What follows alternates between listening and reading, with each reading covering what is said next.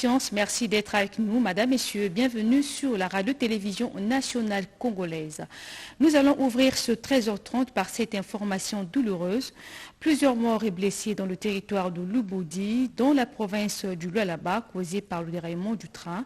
Le directeur général de la Société nationale des chemins de fer du Congo, le ministre provincial de l'Intérieur et autres autorités locales ont été dépêchés par le gouverneur de province pour s'imprégner de la situation sur place. Reportage. Par Fifi Masuka Saini, la délégation conduite par Deoda Kapenda Wakapenda est allée s'imprégner des contours du déraillement ayant causé plusieurs morts dans la localité Kitinta et assister les familles endeuillées.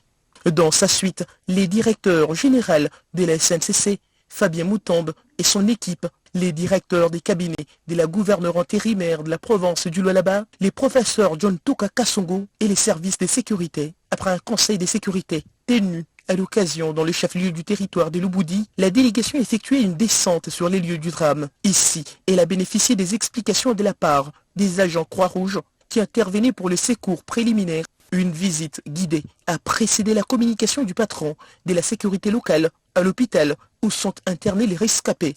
Dans chaque salle des malades, Deoda Kapenda Wakapenda a encouragé les sinistrés et leur a donné espoir, car plusieurs parmi eux ayant perdu soit leurs enfants, d'autres tout petits enfants, leurs parents et proches. Enfin, le gouvernement provincial du Lualaba, via son ministre de l'Intérieur, a rendu public les bilans officiels de ces drames macabres ayant affecté la République démocratique du Congo tout entière. Et à ce jour, s'il y a un bilan à donner, nous sommes à 73 cas de morts, 125 blessés, dont 28 avec traumatisme qui nécessitent un transfèrement dans des structures un peu plus spécialisées. Le directeur général de la SNCC, Fabien Moutombe, a quant à lui énoncé de nouvelles mesures drastiques pour arrêter ces incidents malheureux qui sont devenus répétitifs. Nos compatriotes ont préféré prendre les trains marchandises avec les conséquences que nous déplorons. Au niveau de la SNCC, nous estimons qu'il faudrait qu'on arrive éventuellement à organiser les états généraux sur le chemin de fer. Signalant que le gouvernement provincial du Lualaba a pris en charge le soin de tous les rescapés et promet d'assurer leur survie jusqu'à la fin du traitement médical et leur déplacement vers les destinations de chacun. Et pour les orphelins, le gouvernement provincial promet de trouver une solution pour leur encadrement. Et oui, il est arrivé à Bokoté de la province de la Chuapa. Il est accompagné des prélats catholiques et les membres de son gouvernement. Le Premier ministre Jean-Michel Sama Lukonde Kyenge a procédé à la pose de la première pierre pour le démarrage des travaux de construction du site Isidore Bakanja, un site qui comprendra un mausolée, une berge et d'autres infrastructures de base. Pati Tondouangou. Le territoire de Bolomba, le rapporteur de l'Assemblée provinciale de l'Équateur. L'étendue du fleuve Congo et les risques qu'on peut y rencontrer n'ont eu aucun effet sur la détermination du Premier ministre Jean-Michel Sama Lukonde Kyenge d'honorer la mémoire du bienheureux Isidore Bakanja. À bord d'un canot rapide, le chef du gouvernement a atteint Bokoté, village d'origine de ces martyrs de la foi chrétienne catholique au cœur de la forêt équatoriale. Un seul souci a guidé les pas de Jean-Michel Lukonde Kyenge dans ses déplacements, à savoir lancer les travaux de ces sites qui comprendraient un mausolée, une auberge et d'autres infrastructures de base.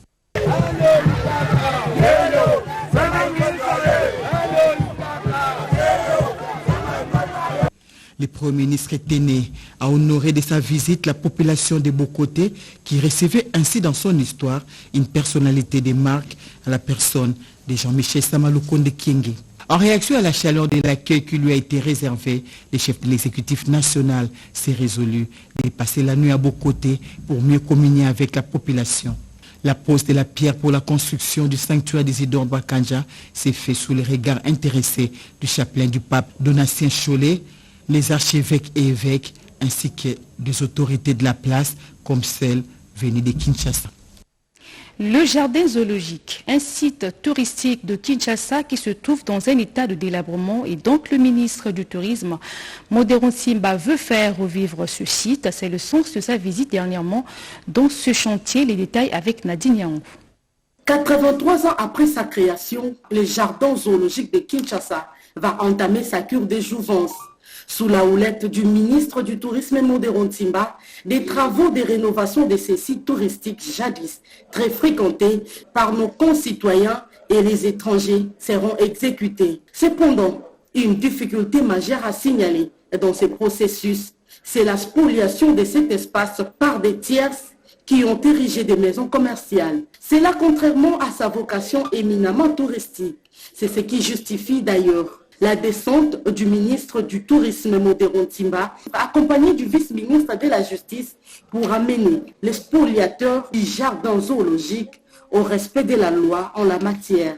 Nous ne savons plus progresser parce que beaucoup de titres, beaucoup d'interventions, mécanismes de blocage par des procédures judiciaires parfois inutiles, malgré plus de 3 mois, ils résistent, eh bien, c'était le moment de faire recours à la justice, afin qu'une bonne procédure soit entamée pour eux. C'est pour nous donc l'occasion, au nom de Madame la ministre d'État, de raffirmer notre volonté d'accompagner le ministre du Tourisme et surtout de faire respecter les biens de l'État. Nous pensons qu'il y a lieu d'accélérer pour que les gens qui occupent illégalement cette partie des eaux soient déguerpis, évidemment en respectant la procédure. Comme quoi, il est plus que temps de revêtir ces hauts lieux du tourisme quinois de sa plus belle robe, et ce au bénéfice des visiteurs friands du contact avec la nature. Elle s'insurge contre l'insécurité dans la province de l'Ituri. Les communautés locales sollicitent la tenue urgente d'un dialogue interne pour le retour de la paix dans leur province. On fait le point avec Oscar Mbalkaï.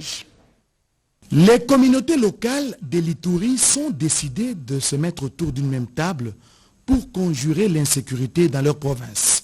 Elles en appellent à un dialogue intercommunautaire. Au gouvernement central d'appuyer les communautés ituriennes dans l'organisation des dialogues internes entre les communautés sous la médiation de l'INADI dans un bref délai. Accélérer la mise en œuvre des programmes DDRRCS, d'organiser une conférence de la paix pour l'Ituri. L'Union des associations culturelles pour le développement de l'Ituri sollicite l'implication des autorités nationales et provinciales pour la libération des otages, membres de la task force présidentielle retenue par les miliciens. Au gouverneur militaire de s'impliquer aussi activement pour la libération des otages, de rester une église au milieu du village, de faciliter toute initiative de dialogue entreprise par les fils et filles ituriens. Aux groupes armés Codeco, une seule recommandation, je cite, prendre conscience de la gravité des actes qu'ils posent s'ils se reconnaissaient réellement comme fils de l'Ituri. Relâcher sans délai et sans condition les membres de la task force qui sont des Ituriens comme vous. Se mobiliser activement et massivement pour le programme DDRCS. Fin de citation. Les notables de l'Ituri, au nombre desquels les vice-ministres des Affaires étrangères, Sami Adoubango, se sont engagés pour le retour de la paix dans cette partie de la République. En santé, ouverture officielle de la revue annuelle des activités de lutte contre les maladies tropicales négligées à chimiothérapie préventive. C'est le représentant du secrétaire général à la santé, Dr Ilunga, qui a donné le go de ces assises qui visent à examiner les performances du programme et coordination sur la base des résultats des activités. On fait le point avec Jojo Ndibou. Pendant 3 jours, les différentes parties prenantes vont réfléchir sur les avancées réalisées ainsi que les difficultés majeures rencontrées au cours de la mise en œuvre au terme de 12 mois des activités du plan d'action opérationnel annuel dans la lutte contre les maladies tropicales négligées. Voilà qui justifie l'ouverture de la revue annuelle des activités de lutte contre les maladies tropicales négligées à chimiothérapie préventive. 3 allocutions ont été prononcées, d'abord celle de la la directrice du programme MTN-CTP, Madame Pichuna Naomi Awaka Yvonne. Ensuite, le discours du représentant des partenaires et enfin le mot de Dr Ilunga, représentant du secrétaire général à la santé. Les maladies tropicales négligées à chimiothérapie préventive sont entre autres l'onchocercose ou la cécité de rivière, la filariose lymphatique, communément appelée les léphantiasis, le trachome, les schistosomiases et les helminthiasis transmises par le sol. Aujourd'hui, on est à la fin du cycle 2021 qu'on aurait dû faire au mois de décembre, mais avec quelques soucis qu'on a eu, on tient ça maintenant pour projeter l'année 2022, force de ce qu'on aura tiré comme leçon des exécutions de 2021. Les recommandations pertinentes pour améliorer la mise en œuvre des activités devant conduire au bien-être des populations sont attendues dans le cadre du processus de l'élimination des maladies tropicales négligées à chimiothérapie préventive à l'issue de ces assises. Geste affectueux posé par l'élu de Moamba, Jean Baudouin Mayo, au bénéfice de la population du quartier Mombélé, dans la commune de Limité. Il s'agit de la construction d'un pont qui se jette sur la rivière agricole. L'inauguration est intervenue le week-end dernier. Sédé Kenina nous en parle. Fini les calvaires pour les habitants des quartiers agricoles à Mombélé dans la commune de Limité. Un pont vient d'être jeté sur cette petite rivière, mais d'une grande importance. La traversée a été difficile. L'élu de la circonscription électorale de Moamba, Jean Baudouin Mayo, a répondu aux cris de détresse de la population de ces coins de la capitale. Pendant la pluie, c'est cette rivière qui sort de son lit. Pas de traversée des deux côtés de la rivière. Un ouf de soulagement pour les habitants de Mombélé. Il est devenu une coutume que les députés aident dans la mesure de leurs moyens les populations. Ça, c'est une pratique qui s'est installée dans notre société et nous l'acceptons. Nous l'acceptons de cheminer ensemble avec nos électeurs, de souffrir avec eux et de nous réjouir aussi avec eux. Ces bonzes de l'Union pour la nation congolaise, UNC, a profité de ces moments pour annoncer à la population son engagement pour l'électrification de cette partie du Moamba. Et au passage, Jean Baudouin Mayo a souhaité, en marge de la célébration chrétienne, une heureuse guérison à l'autorité de son parti, Vital Kamerhe. Faisant allusion à la situation globale de la République démocratique du Congo et de son fief électoral de Moamba, Jean Baudouin Mayo considère la paix comme étant le socle du développement préconisé pour l'accomplissement intégral de la vision du président de la République et chef de l'État, Félix-Antoine Tshisekedi Tshilombo. Le 8 mars, journée internationale des droits de la femme de la province du Kasaï. Les femmes ont été sensibilisées sur cette journée, nous rapporte Rodé Panda. Sur de la journée internationale des droits de la femme au Kasaï, les femmes de 3 collines que compose la ville de Tshikapa ont été honorées par l'honorable Papi Mwanza Bon Soleil qui leur a envoyé des pagnes par l'intermédiaire de son émissaire. En plus de cela, le thème national sur l'autonomisation de la femme et la lutte dans les changements climatiques leur a été expliqué. Les bénéficiaires n'ont pas manqué de remercier l'honorable Papi Mwanza pour ses gestes combien louables. Honorable Mounia nous a toujours donné des pagnes, des pièces lors du 8 mars. Il a dit encore que ce n'est pas pour les communautés de Boudjikadji, mais pour toutes les femmes des collines de Kel. Et toutes les femmes de nos 3 collines, plus le groupement incorporé de Kassala, sont vraiment très contentes du geste que notre honorable Papi Mwanza a offert pour elle, pour cette journée du 8 mars. J'invite toutes les mamans de nos 3 collines de participer massivement aux activités qui sont dédiées au mois de la femme. Il s'est de noter qu'en plus des pagnes leur distribuées, l'honorable Papi Mwanza leur a donné plusieurs sacs vides pour leur permettre de combattre les têtes d'érosion qui menacent les 3 collines de la ville de Tshikapa, notamment la colline de Dibumba dans les quartiers Kabouatou, ainsi que la colline de Kélé, précisément à Mabondo. dans le quartier Kasaï 2. Et puis sachez que quelques hôpitaux du Kasaï central ont bénéficié des médicaments et d'autres produits pharmaceutiques. La province d'intérim Tarsis Kabatsusilan Bouyamba a remis officiellement les matériels de réanimation de lutte contre la pandémie de Covid-19 envoyés au Kasaï central par le gouvernement central pour appuyer les hôpitaux dans la prise en charge efficace des cas positifs avérés de Covid-19. Dans des termes clairs et concis, le numéro 1 de la province a remercié le président de la République, Félix Antoine Tshisekedi Tshilombo, ainsi que son gouvernement conduit par le Premier ministre Jean-Michel Samaloukonde, eux qui ne dorment point sur leur laurier, la santé de leurs administrés les tenant à cœur. L'avantage de remercier d'abord le président de la République pour tout ce qu'il fait dans le cadre de la lutte contre la Covid-19. Nous remercions également le gouvernement de la République dirigé par son Excellence Samaloukonde qui est Premier ministre. Lui qui a fait aussi son cheval de bataille, la lutte déclenchée par le président de la République. Motif de satisfaction pour le médecin directeur de l'hôpital provincial de Kananga et la chef des divisions provinciales de la santé du Kasaï central qui ont rassuré qu'ils seront très regardants quant à l'utilisation orthodoxe de ces matériels constitués de lits de réanimation électrique, concentrateurs d'oxygène, respirateurs, radio numérique et oxymètres de poule qui sont un geste salutaire posé par la République en faveur de la population du Kasaï central. Bonne nouvelle pour les fidèles de la cathédrale Saint-Baptiste de Bonzala. Nous sommes de la province du Kasaï oriental. Cette cathédrale a été dotée des matériels de sonorisation, des nouvelles technologies pour l'évangélisation, dont du chef de l'État Félix-Antoine Tshisekedi Tshilombo, remis par son conseiller Paul Mundela à l'abbé Curie. Le président de la République Félix-Antoine Tshisekedi Tshilombo lit la parole à l'acte. Lors de son dernier séjour de travail au Kasaï oriental, le chef de l'État avait visité la cathédrale Saint-Jean-Baptiste de Bonzola, son ancienne paroisse.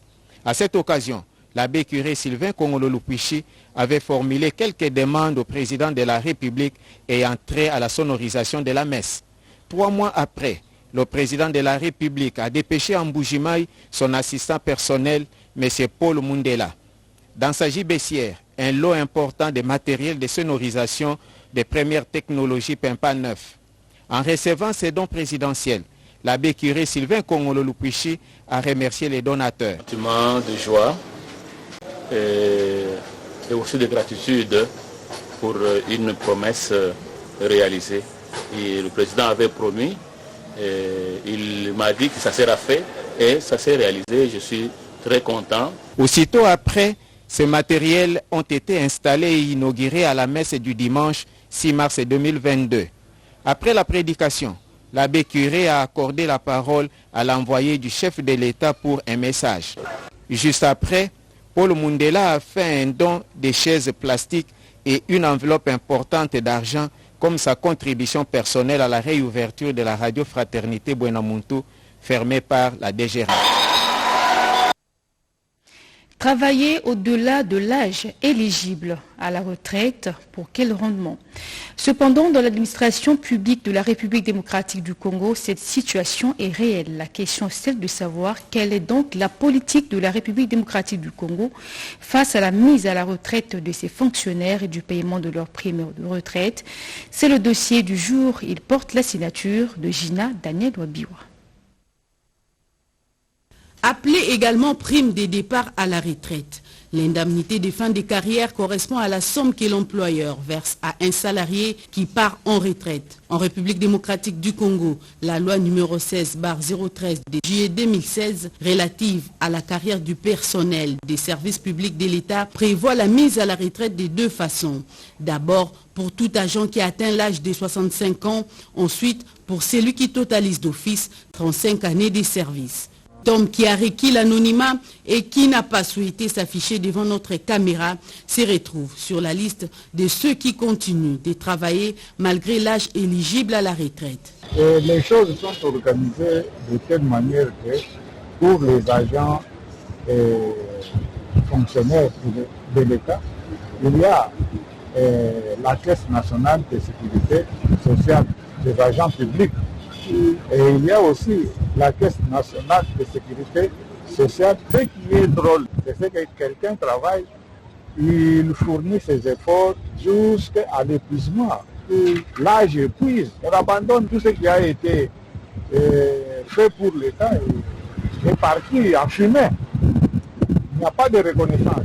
Pourtant, la mise à la retraite réelle des agents et fonctionnaires de l'État peut remédier aux différents problèmes liés à l'emploi des jeunes. Selon nos sources, les derniers vents de la mise à la retraite en République démocratique du Congo datent de 2017. Plusieurs fonctionnaires se retrouvent encore dans la situation d'attente des paiements de leurs primes de retraite, même si certains parmi eux se retrouvent déjà dans l'au-delà. D'autres personnes arrivent même à développer des maladies parce que vous l'avez envoyé à la retraite et comme cette retraite n'est pas accompagnée des moyens conséquents, eh bien la personne peut quitter la planète rapidement. Et beaucoup de gens maintenant préfèrent de ne plus partir à la retraite, de rester seulement actifs parce que il y a d'autres avantages sur le terrain par rapport lorsque la personne est en retraite. Lorsqu'on a donné le meilleur de soi-même toute sa jeunesse, les souhaits et qu'on récolte le meilleur pendant ces vieux jours. Ça doit être un problème de la politique gouvernementale de finances par rapport au règlement de toutes les charges liées aux allocations de frais de carrière. Ça devait être automatique. La personne termine ces allocations déjà calculées et on les lui paye. Lorsque l'État ne paye pas les personnes mises en retraite, leurs allocations de fin de carrière, ça devient une dette intérieure. La retraite, mieux la prime des départs à la retraite, serait-elle des souvenirs lointains, insaisissables pour les fonctionnaires de l'administration publique? La question reste posée. Et c'est sur ce dossier que se referme cette édition. Merci de nous avoir suivis. Je vous retrouve demain à la même heure.